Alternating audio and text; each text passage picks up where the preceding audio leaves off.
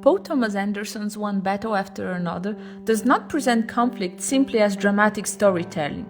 The film suggests a world in which disagreement has hardened into constant confrontation. By looking at the film through the ideas of Jürgen Habermas, we can understand its narrative as a reflection on how polarized societies transform dialogue into endless struggles. Careful, spoilers ahead. Habermas' idea of the public sphere offers an interesting way to look at the film. Habermas argues that democracy works best when people can participate in a rational critical debate in a shared public space, exchanging arguments and trying to understand different points of view. When this kind of conversation breaks down, politics becomes more polarized. Instead of discussion, we get camps, distrust, and constant confrontation. The structure of One Battle After Another seems to reflect the situation. The title already suggests a world where conflict follows one after another, with little room for resolution. From a Habermasian perspective, this structure reflects a society in which strategic action replaces communicative action, transforming politics into a series of battles rather than a process of discussion. People are not trying to persuade one another, they are just trying to win and gain control of the narrative. Habermas describes the erosion of the public sphere as a shift from argument to spectacle. PTA's film portrays this brilliantly. Characters act through dramatic gestures, conspirational maneuvering, or media-driven confrontations, echoing Habermas' concern that modern communication systems transform political discourse into performance. The fragmentation of perspective in the film also resonates with Habermas' idea that polarized societies lose the shared horizon of meaning. In a functioning public sphere, disagreement occurs within a framework of common rules and mutual recognition. Polarization disrupts this framework. Opposing sides no longer treat each other as interlocutors, but as opponents to take down.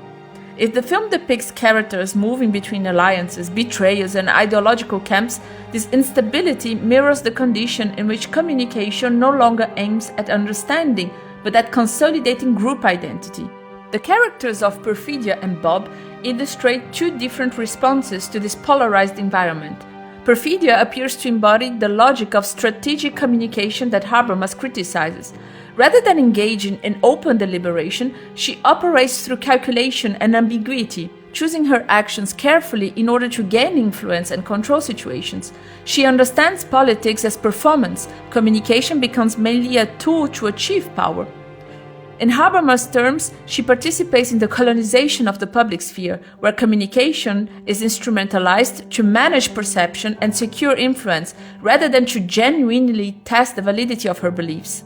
Bob, by contrast, carries a more ambivalent posture toward the surrounding conflicts. His attitude is often more distant and skeptical, and he appears aware of how exhausting and sometimes absurd this environment is. Instead of fully embracing the aggressive logic of polarization, he is caught between participation and resignation. His gestures and reactions signal his awareness of the system's dysfunction. He moves through a world where political exchanges have already been transformed into battles, yet he is not entirely convinced by the need of these confrontations. This contrast between Perfidia and Bob highlights a deeper dynamic of polarized societies. Perfidia represents the adaptation to polarization, a person who thrives in a landscape of strategic conflict and narrative manipulation. Bob, however, seems to carry a kind of quiet resistance. He may not openly challenge the system, but his attitude reveals a discomfort with a world where every disagreement quickly turns into another fight.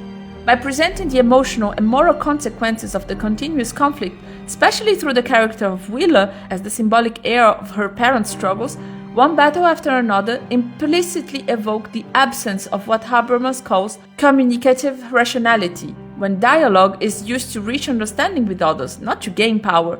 The accumulation of battles suggests an environment incapable of such communication. Instead of a decisive resolution, the narrative implies a cycle in which each confrontation produces the conditions for the next one.